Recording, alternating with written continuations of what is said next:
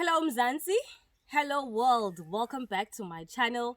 Thank you so much for showing your love, the shares, the messages, the encouraging messages, and for going through this journey with me, in sharing my story and how I became a food producer, and how COVID did that, influenced me to become that, and hopefully we'll be able to build a bigger community where people are able to plant gardens in their own homes so that we have a sustainable environment so that everybody can be able to have enough on the table. So thank you so much for sharing and going through this journey with me. And I hope that we continue that so that we share the videos, we subscribe, we hit the like button, and we spread the love and the information so that everybody gets it and it reaches the entire community. So thank you so much, guys.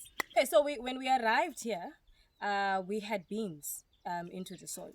Reason why we started with that is because the soil wasn't fertile. There was nothing that was planted in the past. It had nothing. And we thought we should start with beans because they add nitrogen into the soil, and that was the first thing that we did. We didn't benefit a lot from the beans. A lot of them actually got burnt, but we did get actually a good nutrient for the soil.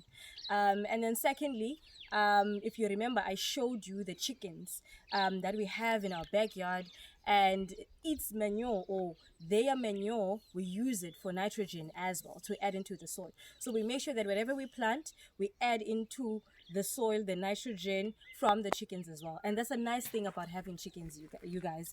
So now also, as I said, we had beans, and as you can see over there, especially over here, we haven't thrown anything away. We had corn. Okay, I think it was like 2-3 months ago, and then we put it back into the soil. Okay, after we are done with it, and then as you can see around here, we have our butternut, as I've shown you before, and we are starting our process of planting spinach and beetroot in addition of that, because we're not tilting, guys. We're not tilting. Whatever comes out, we put another thing back in.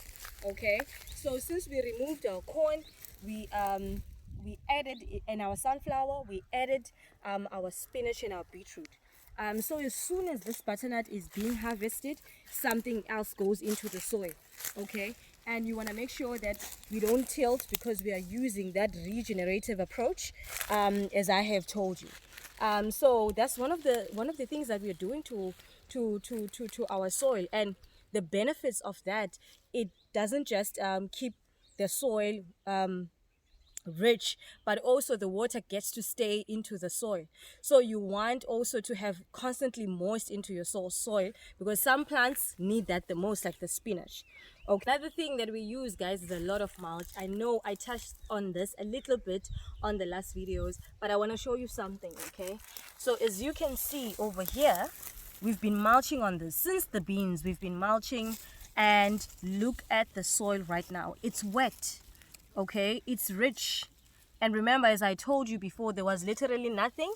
It was dry, it was just sand. And now when we stack up the mulch on top of each other constantly, and then these are the benefits: you get a richer soil, and also the fungi or the fungi, it gets to stay into the soil, which adds nutrients into the soil.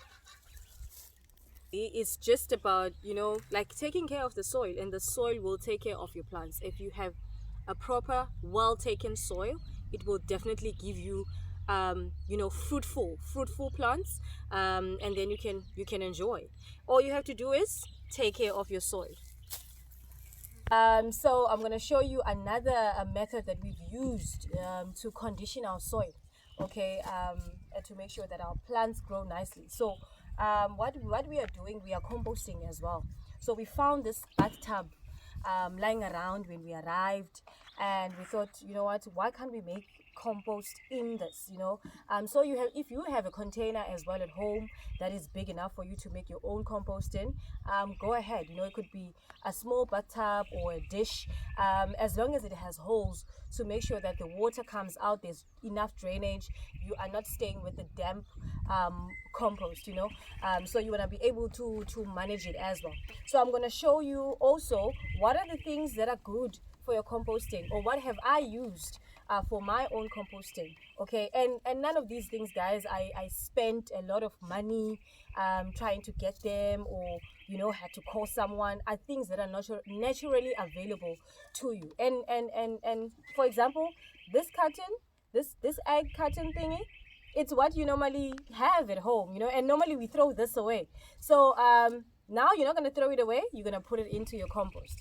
Okay, and also we all have egg shells as well. We eat eggs, guys. A lot of us eat eggs, and just don't throw them away. Make sure that they also go into your compost. Okay, we also have, normally you have kitchen scraps as well, like things like your veg leftovers when you're peeling. So we're using our spinach because we have a lot of spinach. We also throw in some carrots, after peeling carrots and leftovers of other raw veggies, and we throw it in there. You also want to make sure though that you do not put in cooked food, okay, like things that have oil in them or acid in them.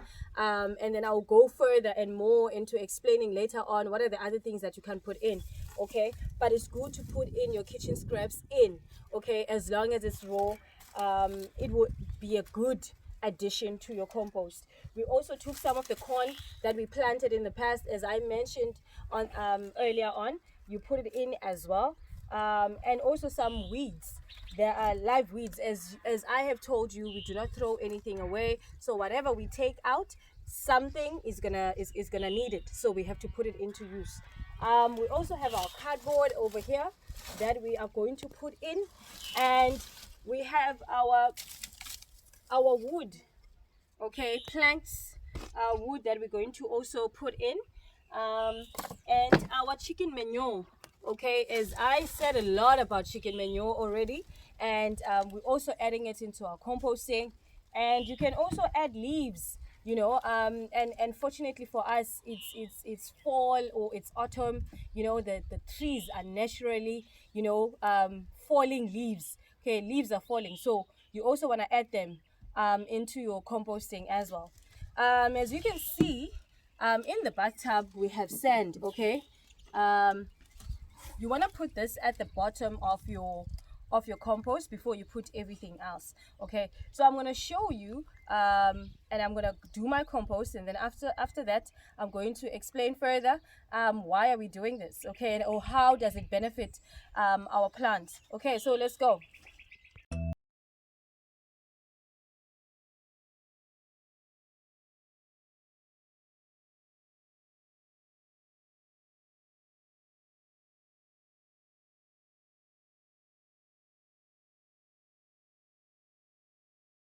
Guys, so we finished laying out our ingredients into the bathtub.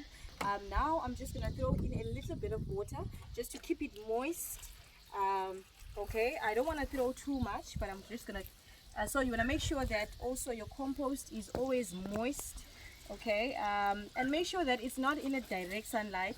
You guys, you want to make sure that it's under at least a shaded area, or an area where sun comes and goes.